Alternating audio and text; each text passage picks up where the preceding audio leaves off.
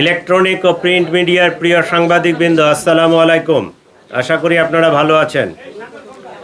আপনারা জানেন, গত 12 ডিসেম্বর 2025 দুপুর আনুমানিক 1420 ঘটিকার সময় পল্টন থানাস্থ বিজয়নগর বক্স কালভার্ট এলাকায় মোটরসাইকেল আরোহী দুর্বৃত্তের গুলিতে ইনকিলাব মঞ্চের মুখপাত্র জনাব শরীফ উসমান বিন হাদি গুলিবিদ্ধ হন। দ্রুতই তাকে ঢাকা মেডিকেল কলেজ হাসপাতালে প্রেরণ করা হয়। পরবর্তীতে রাজধানীর একটি বেসরকারি হাসপাতাল এভারকেয়ারে ভর্তি করা হয়। পরবর্তীতে উন্নত চিকিৎসার জন্য এয়ার অ্যাম্বুলেন্স যোগে তাকে সিঙ্গাপুরের জেনারেল হাসপাতালে ভর্তি করানো হয়। সেখানে চিকিৎসাধীন অবস্থায় 18 ডিসেম্বর তিনি শাহাদাত বরণ করেন। ইন্না লিল্লাহি ওয়া ইন্না ইলাইহি রাজিউন। আমরা তার বিদেহী আত্মার মাগফিরাত কামনা করি। আল্লাহ তাকে জান্নাত নসিব করুক এবং তার পরিবারকে এই শোক সইবার মতো শক্তি ও সামর্থ্য দিক। এই ঘটনার প্রেক্ষিতে রাজধানীতে পল্টন থানায় একটি নিয়মিত মামলা রুজু হয়, যা পরবর্তীতে হত্যা মামলায় রূপ নেয়।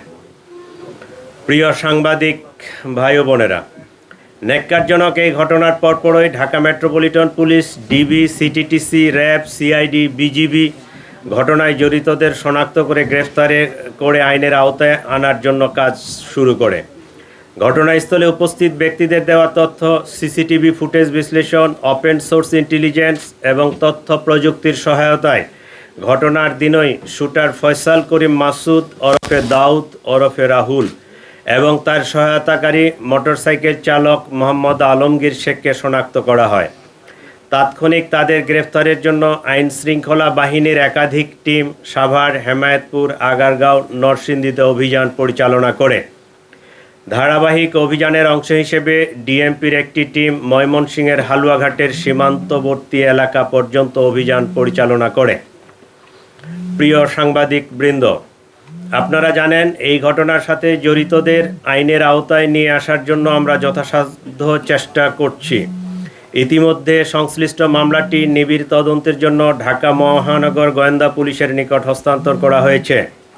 তদন্তকালীন এ যাবৎ এ ঘটনা সংগঠনে পরিকল্পনায় অংশগ্রহণ, ঘটনায় ব্যবহৃত অস্ত্রগুলি লুকানোর সাথে জড়িত, ঘটনার মূল দুই হোতাকে পলায়নে সহায়তাকারী সহ মোট 11 জনকে আমরা গ্রেফতার করতে সক্ষম হয়েছি। গ্রেফতারকৃতরা হলো হুমায়ুন কবির, ফয়সালের বাবা; হাসি বেগম, ফয়সালের মা; শাহেদা পারভিন সামিয়া, ফয়সালের স্ত্রী; ওয়াহিদ আহমেদ শিপু, ফয়সালের শ্যালক; মারিয়া আক্তার লিমা, তার বান্ধবী; মোহাম্মদ কবির, নুরুজ্জামান নোমানি ওরফে উজ্জ্বল, সিবিয়ন দিও, সঞ্জয় চিসিম, মোহাম্মদ আমিনুল ইসলাম রাজু, আব্দুল মান্নান। এই 11 জনকে আমরা গ্রেফতার করেছি। এই ঘটনায় জব্দকৃত উল্লেখযোগ্য আলামত সমূহ হত্যাকাণ্ডে ব্যবহৃত 2টি বিদেশি পিস্তল, 52 রাউন্ড গুলি, ম্যাগজিন, ছোরা; হত্যাকাণ্ডে ব্যবহৃত মোটরসাইকেল ও ভুয়া নম্বর প্লেট, যে নম্বর প্লেটটি অপারেশনের সময় লাগানো ছিল; ঘটনার সময় ওসমান হাদিকে বহনকারী অটোরিকশা; ঘটনাস্থল থেকে হত্যাকাণ্ডে ব্যবহৃত গুলির খোসা, ভিডিও চিত্র, সিসিটিভি ফুটেজ ও অন্যান্য আলামত; প্রায় 53টি অ্যাকাউন্টের বিপরীতে 218 কোটি টাকার স্বাক্ষরিত চেক। প্রিয় সাংবাদিকবৃন্দ, তদন্তে প্রাপ্ত তথ্য, বিভিন্ন গোয়েন্দা সংস্থার প্রতিবেদন, গ্রেপ্তারকৃতদের দেওয়া জবানবন্দি পর্যালোচনা করলে দেখা যায়, ফয়সাল ও আলমগীর ঘটনার পরপরই ঢাকা হতে সিএনজি করে আমিনবাজারে যায়। পরবর্তীতে তারা মানিকগঞ্জের কালামপুর যায়। সেখান থেকে পূর্ব পরিকল্পনা অনুযায়ী একটি প্রাইভেট কারে করে ময়মনসিংহের হালুয়াঘাটে পৌঁছে। ঘটনাটি তাদের পূর্ব পরিকল্পিত ছিল। এই জন্য আসামিদেরকে চিহ্নিত করার পূর্বেই তারা সীমান্ত পাড়ি দিতে সক্ষম হয়। হালুয়াঘাটের পূর্বে মুন ফিলিং স্টেশনে জনৈক ফিলিপ এবং সঞ্জয় তাদেরকে গ্রহণ করার জন্য অপেক্ষা করতে থাকে। ফিলিপ তাকে সীমান্ত পার করে ভারতের মেঘালয় রাজ্যে জনৈক পুত্তির নিকট হস্তান্তর করে। পুত্তি এক ট্যাক্সি ড্রাইভার স্বামীর কাছে তাদেরকে হস্তান্তর করে। স্বামী মেঘালয় রাজ্যের তুরা নামক একটি শহর আছে, সেই শহরে তাদেরকে পৌঁছে দেয়।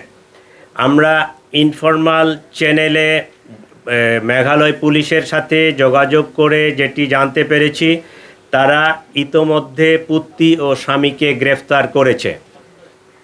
আমরা সন্দেহ করি আসামিদ্বয় অবৈধ পথে সীমান্ত পাড়ি দিয়েছেন।